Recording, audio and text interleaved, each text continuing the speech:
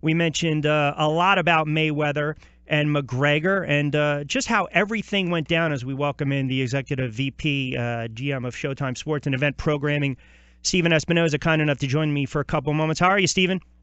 I'm doing great, Rich. Thanks for having me on. Well, we appreciate you making time. I know, I would imagine the last 24 to 48 hours pretty hectic for you and chaotic. Chaos. Yeah, yes, but chaos is the word. Well, we're probably going to see a lot of that with the media tour. But I'm just wondering, share with me how this fight finally got finalized, and I'm curious, how close was this fight to not happening? It's a funny thing. This is my suspicion. Floyd won't admit this, but this is my suspicion. You know, at a certain point, there was about a year ago a series of back and forth between the two of them, and it started as trash talk, and they're both, you know, world class level trash talkers. So it started as banter, bravado, and trash talking, and then my theory is and we all sort of laughed, and it happens, in sports, Sure. and particularly in combat sports. But at a certain point, the reaction from the public, there was so much sort of intrigue and curiosity and response that it at some point it was not anymore just a game. It wasn't just trash talking. There was, hey, there's actually something here. So I give Floyd credit because he persisted on it, and the attention kept building, and the curiosity kept building, and ultimately the demand kept building, so that when the negotiation actually happened, and it really started only 2 weeks ago, it was very, very quick, because it was clear this was something that there was a tremendous amount of attention in. And it was a far greater opportunity than anything else Conor had in front of him in the UFC.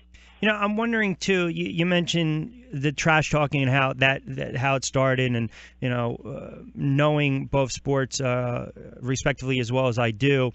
You look at a fighter in Conor McGregor, and I'm wondering. It seems he's, McGregor to me, the perfect match when it comes to his right personality, fighter recognition, Yep. branding, trash talker, Yep. self-promote. So with that being said. To me, does this fight happen if it's any other MMA fighter? No. It's a great point. Probably take any other boxer and any other MMA fighter. There's intrigue. Maybe there's some. The great thing about combat sports is they're perfect. Sort of fantasy talk. You can talk. This guy fighting that guy, different eras. Guys from different weight classes, and sometimes they actually come true. I think if it's not these two personalities, it's just fantasy talk. Well, what if John Jones decided he was going to box? What would happen? I think you've got two singular personalities. I know that's an oxymoron, but two outspoken guys, outsized, huge personalities. And that is as much of the reason this happened as the competition itself. What's more interesting, too, is kind of piggyback your point a little further, as you mentioned the personalities and the recognizable faces in these two respectively. But you go back years ago, and there was talk of an Anderson Silva wanting to fight Roy Jones Jr., and that never transpired. And then, look, you blink. It takes a decade later, but you've got a fighter, arguably one of the greatest of our generation, five-time world division champ, lineal championships. We know the 15 world titles, twice as a welterweight, Floyd Mayweather. And then you get the upstart McGregor, who has shown that he is the face, if you want to use that expression, the face of the sport. And it's kind of funny how we thought this might have happened 10 years ago. And now you kind of get it with, look, those two, to be fair, maybe not as equally as, I don't want to say marketable or noticeable, but Roy Jones Jr., hell of a fighter back in his heyday. You know this. Absolutely. You're a boxing purist like I am. And then Anderson Silva was a heck of a fighter as well. Yeah, and I think there's other circumstances. I think one of the reasons why I think this is not a gimme, and I'm not just selling, I don't think it's a gimme fight for Floyd, is age. If Floyd is in his prime, then I don't, it's a complete washout. I think the part of the uncertainty of this, part of the risk here is Floyd's been out of the ring 2 years. I don't know about you, but the difference between me and at 38 years old and me at 40 was a big difference. Tough in to get out of bed in the different morning. Ways. Yeah. So that's part of, I think, what makes this happen is, yes, at his peak, we know Floyd was untouchable, essentially. We've seen him become a little bit more mortal in his later fights. Yep. Marcos Maidana. Yeah. That's a guy who, in his prime wouldn't have touched him. Now Floyd at 90% is still better than 99% of the fighters in history. But where is he now? Is he at 80%? Could something surprising happen? That's the intriguing thing here. So just a couple things to reconfirm for the listening audience. So 10-ounce gloves, 154, which is McGregor's natural weight, 12 rounds. Was there ever talk of making it 10 rounds or 12 rounds? Because you know how it works right now. Right away, people are going to say McGregor's going to gas after 3 or 4 rounds. Right. And I think this is where a little bit of ego came in. I think there really was no talk other than at 154, which is really Conor's pretty much his natural weight, and that's Floyd's ego saying, "Look, I don't want to hear people say, I shrunk him down and there were problems making the weight. So let him come in at a good, healthy weight." And the other way, I think the 12 rounds was Conor saying, everyone thinks I can't even go 10. Screw these guys. Like, I'll make it 12. I don't care. I'm going to knock him out anyway. So once you got it, you've got the two most arrogant in sort of externally, but confident internally. You'll see during the press tour, and you talk to Conor, he has literally zero doubt he's winning this fight.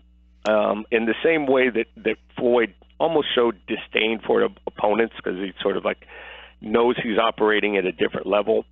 Conor's the same way. He really truly believes he's winning this fight rather easily. Which leads me into this, and again, a couple minutes with Showtime's Executive VP GM Sports and Event Programming, Stephen Espinoza. Rich Quinones here. Two things I am curious. Is there anything, and I don't know if you can disclose this information or not, but I wouldn't be doing my job if I didn't ask. Is there anything that's written or down the road where we can see if by some grace of God, some miracle, McGregor beats Mayweather, where there's anything in the contract, there's a clause in the contract that says there's a rematch? There is not.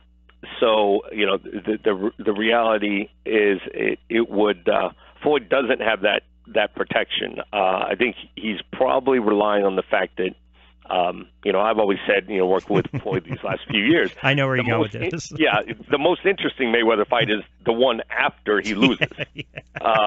So you think that would dwarf the revenue opportunity, even of him going back to UFC. So I think that's probably what Floyd's relying on. How about the price point on this? Because let's assume it's 100 to 125, and I think that's kind of the hot button topic with some people. And I go back from Pacquiao and Mayweather, where I'm sorry, I knew exactly what you were going to get for the price you're paying for that type of fight. Now, it seems as though a lot of the average Joes who might be big MMA fans want to watch this because they want to see Mayweather get clocked, and then some of the boxing fans might want to just throw a couple bucks and say, hey, let me see what I have here. I'm indifferent on the whole thing, to be totally honest and forthright. I'm indifferent because I told you, and you know this, I'm a boxing purist, but I respect the sport of MMA. But where do we see that price point? 100, 110, 125? I mean...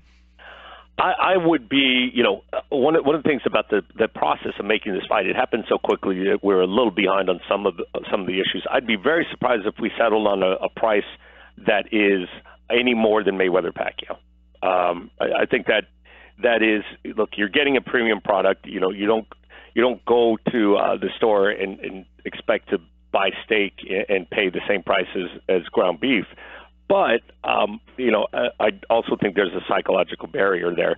You're going over $99, then you're going to get some kickback. So I'd be very surprised if there was anything, if it was anything over what Mayweather Pacquiao was. Are you going to make? Listen, we know it's an event, right? I mean, and you know that it's not like someone's going to take it as a legitimate fight. Now you have legitimate athletes in there, no doubt, but. I'm curious, when you look at it from a broadcast standpoint, being on Showtime, you guys were able to obviously cultivate that and make it happen. So kudos and congrats on that. But are you going to partner up with any other, say like UFC, for instance, when they do the Fight Pass, and they also give you like the weigh-ins? They give you kind of those little cherries on the top, so to speak, where it's kind of like, I don't want to, what's the word I'm looking for? Not a bundle package or a la carte, but yeah. It absolutely, and one of the interesting aspects of this is, unlike Mayweather Pacquiao, where we came in and for a variety of reasons, we had to combine with HBO and sort of do one production. You're going to get the best of both. UFC is going to continue to do all the good stuff that they do, included they have a great digital series called Embedded that they do, roughly the last 7 to 10 days. It's a daily digital series. They're going to continue to do that. Like, we're going to continue to do, all access and cover both guys. So, you've got two organizations here. They're going to tell their stories and promote it, as exhaustively as they can, and we're going to do the same. So, we're going to really surround this thing, and you're going to see every moment live, whether it's the press tour or the press conferences or the weigh-in. There'll be multiple ways to get it. Two more quickies for you, and again, I appreciate extended time with me. Look, again, we know it's a show, it's an event, nothing more, nothing less. I've had a ton of interaction with boxing and MMA fans over the last several days on social media, calling in and whatnot, just regular conversations. Since this was finalized, I think there are some that are into it, some that are not interested, some are waiting to see what the price point's going to be. Have you gotten any, and this might be a goofy question to ask, but have you gotten any type of pushback from some active fighters right now, especially some of those hot welterweights, some of those names that are thinking to themselves, man, this guy gets a crack at Floyd even though he's coming out of retirement. I wanted to prevent that 50th win. There are plenty of guys. There's a long list of guys who wanted to have Floyd. Yeah, exactly. But I think there's not many fighters that have this problem. But once you've done an event like a Mayweather Pacquiao, Sugar Ray said it, best a long time ago. It's tough to get up and go run at 5 a.m. when you're sleeping on silk sheets. Now Floyd's, work ethic isn't an issue. The question is, what's going to get him back in the gym? Like, what magnitude of event is going to say, look, I'll get off Instagram. I'll stop traveling the world. I'll get back into the gym. And I think it had to be something spectacular. A massive event.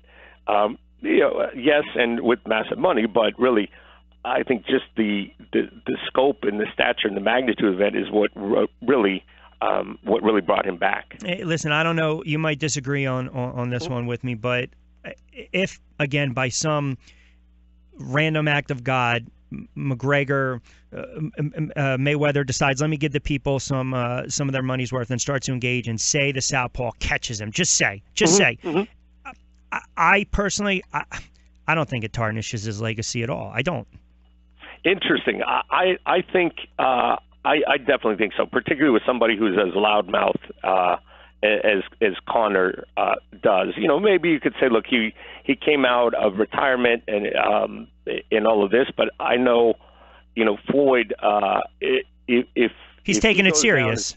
At 49-1, and you've got to look at that one the rest of your life, it's really going to start chafing you. And that's when the Marciano fans will come out of the woodwork too.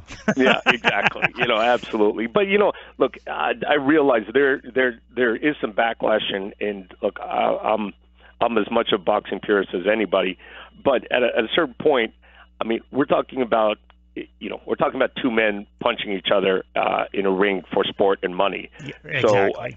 So it's tough to get too high up on our high horses and say, about the purism of the sport. Okay, this is guys punching each other for money. It will be a memorable event. No one can really predict what's going to happen, and it will be a spectacle. I mean, I can't think of many other things that I'd rather be doing on Saturday night in August than watching that fight. Yeah, no, and I'll leave with this. And you're right. You're right. At the end of the day, you're right. It is an event, and hopefully you get your money's worth. Listen, for those that sit there, and I can't stand the argument when they say, boxing is dead, blah, blah, blah, and they can only reference the 70s.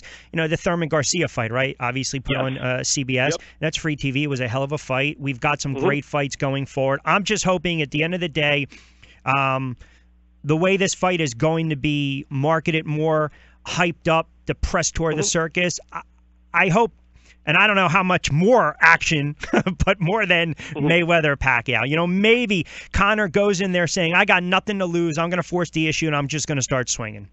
Well, that's what I believe is exactly going to happen. And the disadvantage of being working with Floyd and having him be so dominant, so skilled, is you look at his two record-breaking fights, most recently Canelo and Pacquiao. Neither one of them was that thrilling, and he sort of got a point that both Canelo and Pacquiao seemed to get frustrated and really didn't go all out. Right.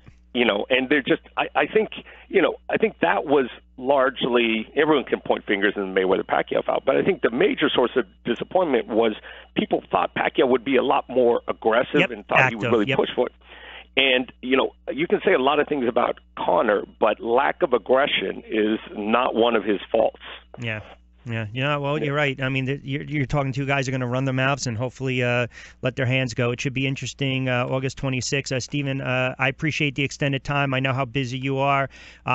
Listen, it's done, right? It's done. Yep. So the bottom line is, at the end of the day, get the circus in town. Ringling Brothers, and then you guys have something to talk about and keep hyping. And we have something to talk about too. Yeah, and it's something to talk about. And again, it's my view that fans appreciate the whole spectrum. So, we've got, a great young heavyweight in Anthony Joshua, who's going to be making the U.S. debut. You've got an Errol Spence, you've got a Keith Thurman. Yep. So there's a little something you got superstars. For everyone. I couldn't agree more. Stephen, I appreciate it. Really, I do. Hopefully we'll talk again before. Anytime. And then we got another month or so. All right. Yep, you got it, Stephen. Okay. I appreciate it. Take care of yourself. All right, so there you have it. That comes from the horse's mouth, as they say.